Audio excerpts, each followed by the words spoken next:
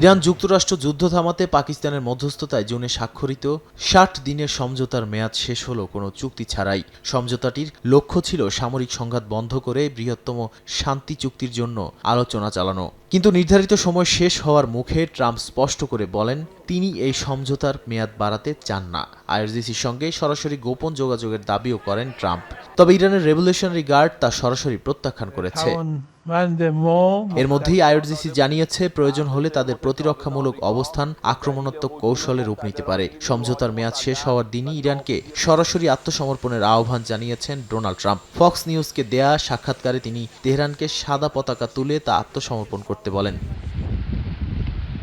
এদিকে হরমুজে নিরাপদ নৌ চলাচলের পথ বের করতে ইরান ও ওমানের আলোচনায় গুরুত্বপূর্ণ অগ্রগতি হয়েছে। ইরানের পররাষ্ট্র মন্ত্রণালয়ের মুখপাত্র ইসমাইল বাঘেই জানিয়েছেন দুই দেশ নতুন সামুদ্রিক রুটের আলোচনায় জটিলতা ও বিভিন্ন পক্ষের প্রস্তাব বিস্তারের চেষ্টা থাকলেও দুই দেশ নিজেদের স্বার্থ ও আন্তর্জাতিক নৌ চলাচলের বিষয় বিবেচনা নিয়ে সমঝোতায় পৌঁছাতে কাজ করতে পারে। তবে এই প্রক্রিয়ায় ওমানের ভূমিকা নিয়েই ক্ষুব্ধ ট্রাম্প। তিনি বলেন ওমান ভালো আচরণ করেনি এবং পরিস্থিতি সামলাতে যুক্তরাষ্ট্র তাদের বিরুদ্ধে সহজেই ব্যবস্থা নিতে পারে। এর আগে ওমান বাধা দিলে বোমা হামলার হুমকিও দিয়েছিলেন তিনি।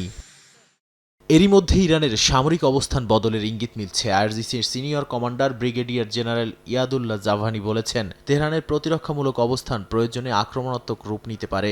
ইরানি কর্মকর্তারা সবচেয়ে প্রতিরোধের নীতির কথা বলছেন। নাদিম মারজান, সময় সংবাদ।